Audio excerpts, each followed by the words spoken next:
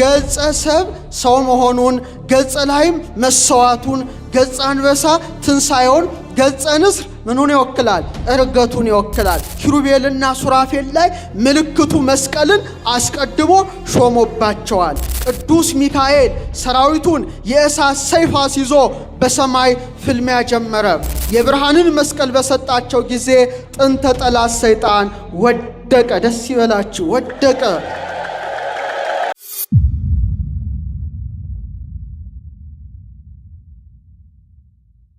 ሰው ይሆናልና ሰው መሆኑን ስጋዌውን ይወክል ነበረ።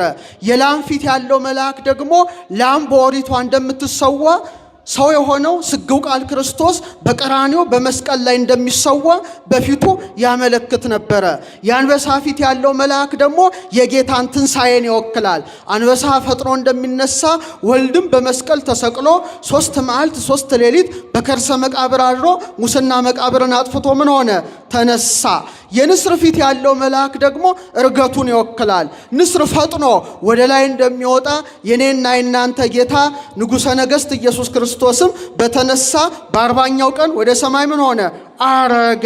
ስለዚህ ገጸ ሰብ ሰው መሆኑን ገጸ ላይም መሰዋቱን ገጸ አንበሳ ትንሳኤውን ገጸ ንስር ምኑን ይወክላል? እርገቱን ይወክላል። ስለዚህ ምልክት ሆነው በሰማይ ላይ ተሹመዋል ማለት ነው። ይህ ብቻ አይደለም። የአንበሳ ፊት ያለው መልአክ ማንን ይወክላል? እጓለ አንበሳ የተባለ ወልድን የወለደ እግዚአብሔር አብን ይመስላል። የሰው ፊት ያለው መልአክ ይላል አባ ጊዮርጊስ ዘጋስጫ ተአምሆ ቅዱሳን በሚባል መጽሐፉ ሰው የሆነ ስጋን የለበሰ ማንን ይመስላል? ወልድን ይመስላል። የንስር ፊት ያለው መልአክ ደግሞ በርግብ አምሳል የወረደ እግዚአብሔር መንፈስ ቅዱስን ይመስላል ካለ በኋላ የላም ፊት ያለው መልአክ ደግሞ በምን ይመሰላል? ዕለት ዕለት ለሐይም ወልደ እግዚአብሔር በቀራንዮ ላይ የቆረሰው ስጋው ያፈሰሰው ደሙ በሚቀዳበት አብ መንፈስ ቅዱስ በህልውና ያሉበት የወልደ እግዚአብሔር ቅዱስ ስጋ ክቡር ደም በሚሰዋበት በቤተ ክርስቲያን ይመሰላል ይላል። ስለዚህ ሁለት ክንፋቸውን ወደ ላይ ሁለት ክንፋቸውን ወደ ታች ሁለት ክንፋቸውን ወዲያና ወዲህ ዘርግተው ሲታዩ ምን ይሰራሉ? እስቲ ንገሩኝ፣ ምን ይሰራሉ? ትዕምርተ መስቀል ይሰራሉ። ስለዚህ ጾርተ መንበር ኪሩቤልና ሱራፌል ላይ ምልክቱ መስቀልን አስቀድሞ ሾሞባቸዋል። ይህ ብቻ አይምሰላችሁ ኦርቶዶክሳውያን።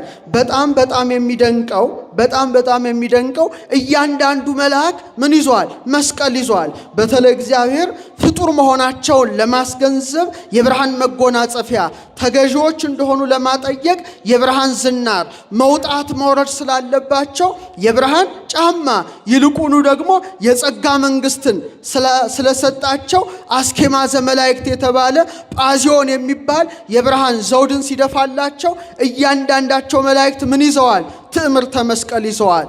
በእውነት ትዕምርተ መስቀል ያልያዘ ወደ ላይ አያስወጡም ወደ ታችም አያስወረዱምና ለሚፈሩ ምንን ሰጣቸው አለ? ምልክትን ሰጣቸው አለ። የመስቀሉ ኃይልና ረድኤት ከሁላችን ጋር ይሁን። በዕለተ ፍጥረት ሳጥናኤል ፍጡር መሆኑን እያወቀ ፈጣሪ ነኝ ባለ ጊዜ በደነፋ ጊዜ ለመጀመሪያ ጊዜ ቅዱስ ሚካኤል ሰራዊቱን የእሳት ሰይፍ ይዞ በሰማይ ፍልሚያ ጀመረ። 10 ነገድ ኪሩቤል 10 ነገድ ሱራፌል ፍልሚያውን ተቀላቀሉ። ራማ ድምፅ ተሰማ። ገብርኤል ተነሳ፣ ነገደ አርባብን የሚመራ ሩፋኤል ተነሳ፣ መናብርትን የሚመራ ስልጣናትን የሚመራ ሱሪያል ተነሳ። ኤረር ላይ ድምፅ ተሰማ። ሰዳኬል ከሰራዊቱ ጋራ፣ ሰላቴል ከሰራዊቱ ጋራ፣ አናኔል ከሰራዊቱ ጋራ ጥንተ ጠላት ዲያብሎስን ቢፋለሙ ድል ነሳቸው። መጨረሻ ላይ ወደ እግዚአብሔር ቢያመለክቱ ቅዱስ ሚካኤል እጅ ላይ አካ የሚለውን ስም አምላክ ቀርጾ የብርሃንን መስቀል በሰጣቸው ጊዜ ጥንተ ጠላት ሰይጣን ወደቀ። ደስ ይበላችሁ፣ ወደቀ። በኋላ ጭራሽ በክርስቶስ መስቀል እስከ ወዲያኛው ተደመሰሰ። ድል ተነሳና ነገረ መስቀሉን በዕለተ እሑድ አስቀምጦታል። በዕለተ ሰኑይም ደግሞ ነገረ መስቀሉ አለ። በዕለተ ሰኑይ ከዚህ እስከ ብሩህ ሰማይ መልቶ የነበረውን ውሃ እግዚአብሔር ለሶስት ከፈለ። ለስንት ከፈለ? ለሶስት ከፈለ። ያን ጊዜ መሬት ከውሃ ስትለይ የመሬትን እንብርት የመሬትን ማዕከል ያደረጋት ቀራንዮ ነበረች። አክሊላ ወህንብርታ ለምድር ይላታል ኤጲፋኒዎስ። የምድር አክሊል፣ የምድር ጉልላት፣ የምድር እንብር፣ የምድር ሴንተርን መስቀሉ የሚተከልባት ላይ አደረገ። ለዚህ ነው ዳዊት እግዚአብሔር እሰ ንጉሥ ውእቱም ቅድመ ዓለም፣ እግዚአብሔር ግን አለ ከዓለም አስቀድሞ ምንድን ነው? ንጉሥ ነው ካለ በኋላ ወገብረ መድኃኒተ በማእከለ ምድር፣ በምድር መካከል ምንን አደረገ? መድኃኒትን አደረገ። መስቀሉን ተከለ፣ ስጋውን ቆረሰ፣ ደሙን አፈሰሰ፣ መርገመ ስጋ መርገመ ነፍስን ሻረ። ነገር ግን ዓለምን በፈጠረ ጊዜ የምድር እምብርት የምድር ጉልላት አድርጎ በዕለተ ሰኑ ያስቀመጣት ምንን ነው? ቀራንዮን ነበረ። ከቃሉ ጋር ናችሁ? እግዚአብሔር ከሁላችን ጋር ይሁን። ወደ ዕለተ ሰሉስ ባጭሩ እንምጣ። በሶስተኛው ቀን እግዚአብሔር ምንን ፈጠረ? አዝሬትን፣ አትክልትን፣ እጽዋትን፣ እጽወ ገነትን በቃሉ ፈጠረ። ታዲያ የሚገርማችሁ የምድርን አበቦች ተመልከቱ። ግማሹ ፍሬው ላይ፣ ግማሹ አበባው ላይ፣ ግማሹ ግንዱ ላይ፣ ግማሹ ቅርንጫፉ ላይ ምን አትሞበታል? ትዕምርተ መስቀል አትሞበታል። በጣም ይገርማል። ዛሬ ብዙ አበባዎች አሉ። እነዚህ አበባዎች ወደ 400,000 ይጠጋሉ። እግዚአብሔር የፈጠራቸው የአበቦች ዝርያዎች ፍላወሪንግ ፕላንትስ የሚባሉ ስፒሺዎቹ ብቻ 400,000 ይጠጋሉ። እና አንዳንዱ ፎር ፔታልድ ክሮስ ሼፕ ፍላወርስ ይባላሉ። ስትመለከቷቸው ምን ይሰራሉ? መስቀል ይሰራሉ። በጣም የሚገርመው ብዙ የፍራፍሬ አይነቶች ስትቆርጧቸው እንደነ ክሌመንታይን፣ እንደነ መንደሪን፣ እንደነ ሮማን የመሳሰሉ ስትቆርጧቸው ፍሬያቸው ላይ ምን አለ? ትዕምርተ መስቀል ይሰራል። እናንተ እንኳን ቤታችሁ ሄዳችሁ ቼክ ማድረግ ብትችሉ ቲማቲም፣ እናቶቻችን ማዕድ ቤት ገብታችሁ እስቲ ቲማቲምን ለሁለት ሰንጥቁት፣ ምን ቅርጽ ይሰራል? ትዕምርተ መስቀል ይሰራል። ዝም ብላችሁ ልብ ብላችሁ ተመልከቱ። ቃሪያውን ብትቆርጡት ትዕምርተ መስቀል ይሰራል። ኪዊ የሚባሉ በጣም ብዙ አይነት ነገሮች አሉ።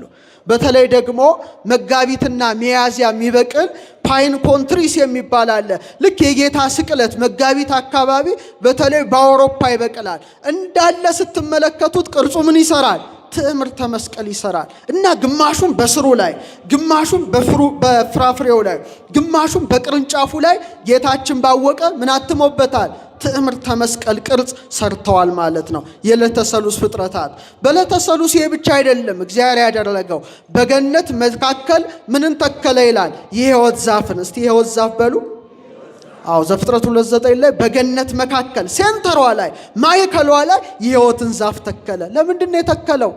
የገነትን ዛፍ የሕይወትን ዛፍ በገነት መካከል እንደተከለ በተመሳሳይ መልኩ በምድር መካከል ላይ የሕይወት ዛፍ መስቀል ይተከላል። በላዩም ላይ ማን ይሰቀላል? የሕይወት ሁሉ ባለቤት ርዕሰ ሕይወት ኢየሱስ ክርስቶስ ይሰቀላል። ክብር ምስጋና ለስሙ ይሁን። የሕይወት ዛፍ በመካከል ሲተከል 4 ወንዞች ደግሞ ትዕምርተ መስቀል ይሰራሉ። ኤፌሶን፣ ግዮን፣ ጤግሮስ፣ ኤፍራጥስ የሚባሉ የወተት ወንዝ፣ የወይን ወንዝ፣ የማር ወንዝ ይፈሳሉ።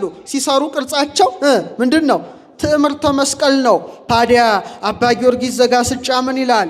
መኑ ውእቱ ፈለገ ሐሊብ፣ የወተት ወንዝ ማን ነው? ራሱ ኢየሱስ ክርስቶስ ነው። የማር ወንዝ ማን ነው? ራሱ ኢየሱስ ክርስቶስ ነው። የወይን ወንዝ ማን ነው? ራሱ ኢየሱስ ክርስቶስ ነው። የዘይት ወንዝ ማን ነው? ራሱ ኢየሱስ ክርስቶስ ነው። የሕይወት ዛፍ ማን ነው? መስቀሉ ነው። ሕይወት ማን ነው? ራሱ ክርስቶስ ነው። እንደ ማር ወንዝ ብሉይ ኪዳንን በነቢያት አድሮ ሰራ። እንደ ወተት ወንዝ ወንጌልን ሰው ሆኖ ሰራ። እንደ ወይን ወንዝ ወይነ ደሙ ከጎኑ ተቀዳ። እንደ ዘይት ወንዝ ደግሞ ልጅነትን ሰጠን። ክብር ምስጋና ለስሙ ይሁን። አዎ አዳም በዕፀ በለስ ምክንያት ሲባረር በዕፀ ሕይወት በመስቀል ምክንያት ወዴት ተመለሰ? ወደ ገነት ተመለሰ። ይሄ የሶስተኛው የሥነ ፍጥረት ዕለት ነው። አራተኛው ረቡዕ። እስቲ በሉ ድገሙት። አራተኛው ዕለት እግዚአብሔር ፀሐይን፣ ጨረቃን፣ ከዋክብትን ፈጠረ። አቤት ፀሐይ ላይ ያለው ምስጢር! አቤት ጨረቃ ላይ ያለው ምስጢር! አቤት ከዋክብት ላይ! ሰማያት ይነግራ ስብሐተ እግዚአብሔር። ሰማያት የማንን ክብር ይናገራሉ? የእግዚአብሔርን። ይልቁኑ ደግሞ ነገረ መስቀሉን ይሰብካሉ። እስቲ ባጭሩ ትንሽ ነገር ልንገራችሁ። ቆስጠንጢኖስ መክስሚያኖስን ድል ከመንሳቱ አስቀድሞ ምንድነው የተመለከተው?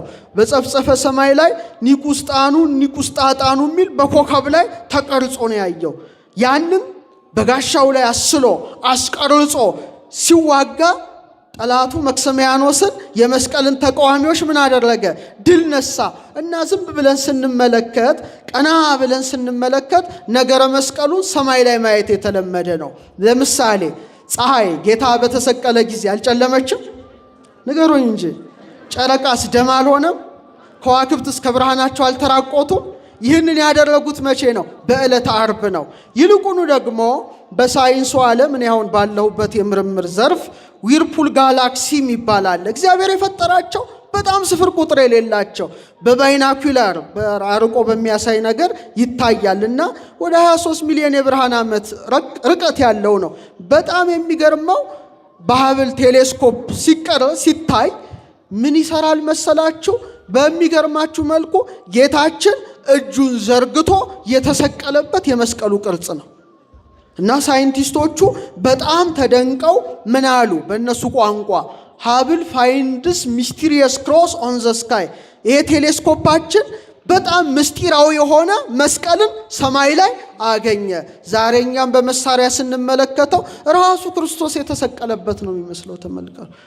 ሌላው ደግሞ በደቡብ አቅጣጫ አሁን ከህዳር ከታህሳስ በኋላ ፊታችሁን መለስ አድርጋችሁ ብትመለከቱ በደቡብ አቅጣጫ ደቡባዊ መስቀል አለ፣ ተዘርግቶ ይታያል በሰማይ ላይ። ስለዚህ በከዋክብትም ላይ ብትመለከቱ፣ በፀሐይ ሰሌዳ ላይ ብትመለከቱ፣ ጨረሮቹን ሁሉ ብትመለከቱ ቅርጻቸው ምንድነው? መስቀል ነው የሚሰራው። ከቃሉ ጋር ናችሁ? ፈያታዊ ዜማንን ያስተማረች ምንድናት? ፀሐይ ናት። ስለዚህ እግዚአብሔር በፀሐይ በጨረቃ በከዋክብት ላይ የመስቀልን ምልክት አኑሯል። ወደ ሐሙስ እንሻገር። በዕለተ ሐሙስ እግዚአብሔር የባህር ፍጥረታትን ፈጠረ። በልብ የሚሳቡ በእግር የሚሽከረከሩ በክንፍ የሚበሩ በደመነፍስ ሕይወት ሕያዋን ሆነው ጸንተው የሚኖሩ ስፍር ቁጥር የሌላቸው የባህር ፍጥረታትን ማን ፈጠረ? እግዚአብሔር ፈጠረ። ታዲያ የሚገርማችሁ እስካሁን ከ33,000 በላይ የአሳ ዝርያዎች አሉ።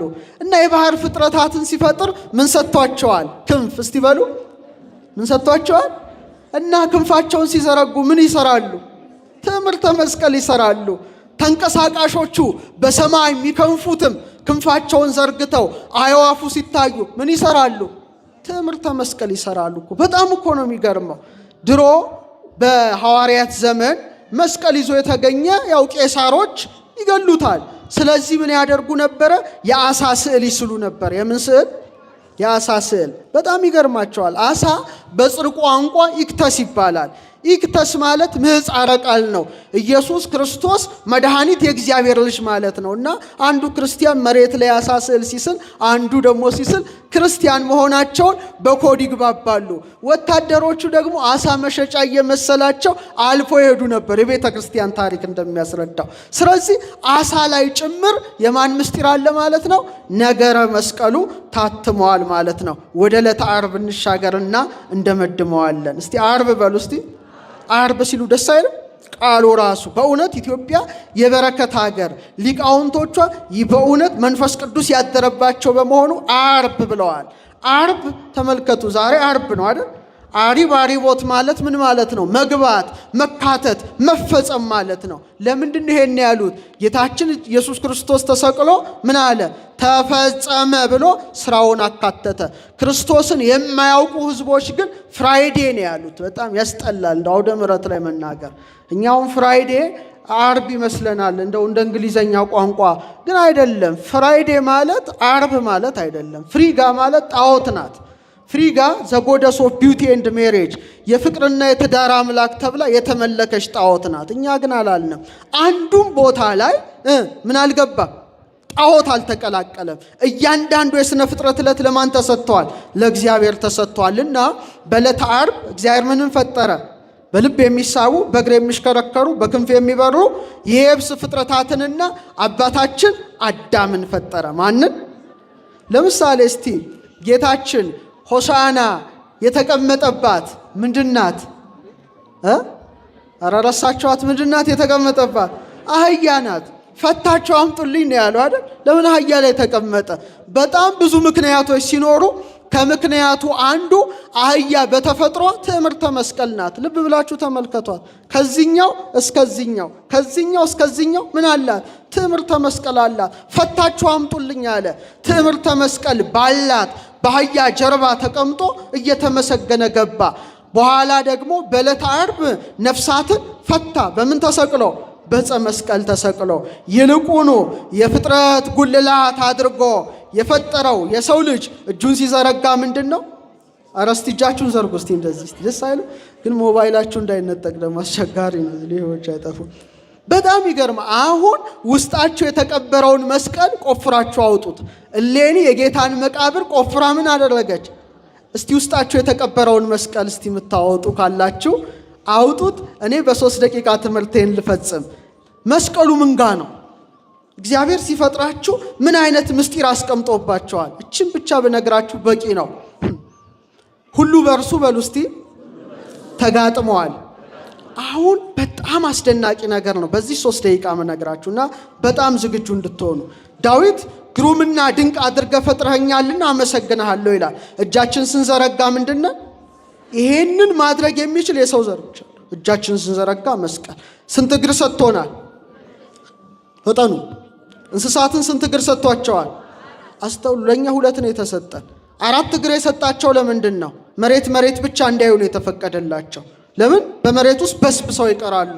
ሰውን ግን እንደ ዘንግ መልምሎ እንደ እሸት ፈልፍሎ እንደ ቤተ መቅደሱ ስሪት እንደ ያዕቁብ እንደ በለስ 2 እግሮችን ሰጥቶ አቅንቶ ሰማይ እንዲያድርጎ ሲፈጥረው ከሁሉም በላይ ከፍ ብሎ ከሰማይ ጋራ የተካከለ የሰውነታችን ወይም ሰማይን የሚመለከት የሰውነታችን አካላችን ምንድን ነው? ኧረ በስመ አብ! እዚህ ላይ ያለው ምንድን ነው? ምናችን ነው? የራስ ቅላችን። እስቲ በሉ ማርቆስ 15:22 ላይ ትርጓሜውም የራስ ቅል ስፍራ ወደሚሆን ጎልጎታ ወደሚባል ስፍራ ወሰዱት ይላል። ትርጓሜው ምን የሚሆን ድገሙት እስቲ። አለቃ ያሌው ታምሩ ሊቀጠበብት በረከታቸው ይደርብን። አንዴ በሰበኩት የራስ ቅል በሚባል ስብከታቸው የራስ ቅል ጎልጎታ እኔና እናንተ ነን ብለዋል። እውነታቸውን ነው። አሁን ምስጢሩ እዚህ ላይ ነው። ጌታችን ቀራንዮ የተሰቀለው በስንት ዘመኑ ነው? እስቲ 33 በሉ እስቲ። 33 ዓመት ከ3 ወር የራስ ቅል ጎልጎታ ላይ መስቀሉ ተተከለ። ስጋውን ቆረሰ፣ ደሙን አፈሰሰ። ታዲያ ይሄ ምስጢር እኮ እያንዳንዳችን ላይ አስቀምጦታል። አሁን ያንን ቆፍረን እናውጣ። እንደሌኒ ስንት የጀርባ አጥንት ሰጥቶናል እግዚአብሔር ሲፈጥረን? 33 እስቲ በሉ። ይህ ሳይንቲፊካሊ ፕሩፍ የሆነ ነው የምነግራችሁ። በጣም ያስደንቃል።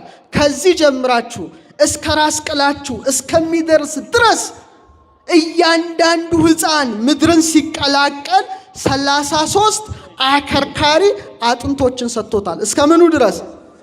እድሜውን አትሞብናል። ይሄ ምንድን ነው? ጎልጎታ ነው። መስቀሉ ሁሌ ተተክሎ ይኖራል። እናንተ የማታስተውሉ የገላትያ ሰዎች ሆይ ኢየሱስ ክርስቶስ እንደተሰቀለ ሆኖ በፊታችሁ ተስሎ ነበረ።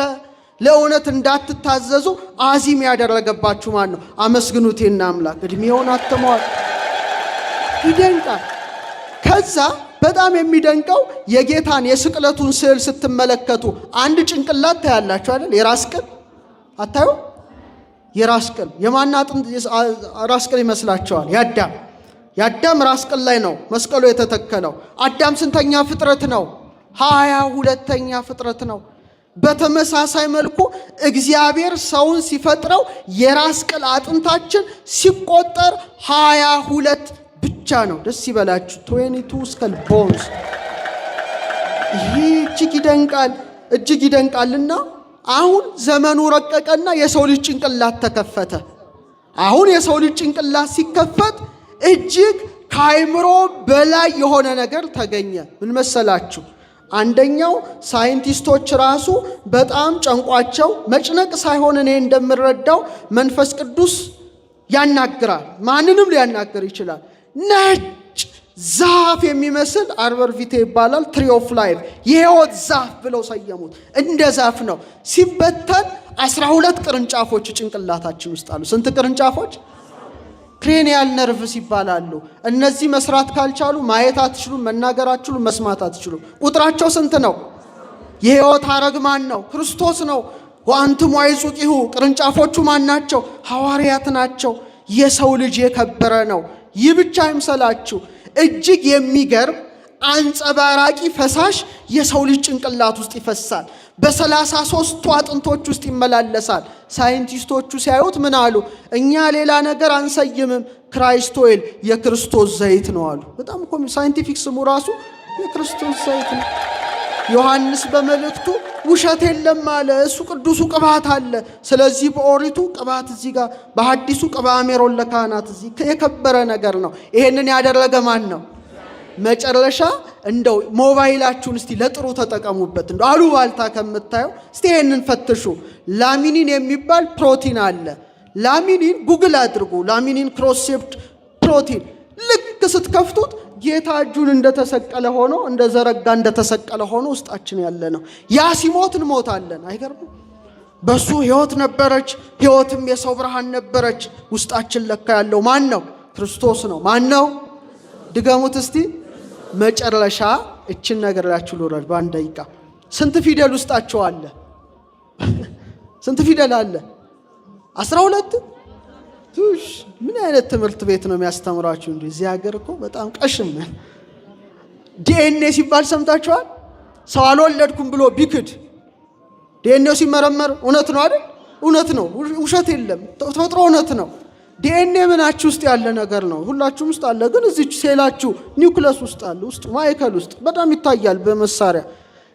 አሁን በጣም የሚያስደንቀው ዳዊት በስውር የተሰሩ አጥንቶቼ ነው ያለው ማለት ነው። ሲታይ 6 ቢሊየን ፊደሎች አሉ ውስጡ። ስንት? 1000 መጽሐፍ ቅዱስ ውስጥ ያሉ ፊደል ብዛት እንደማለት ነው።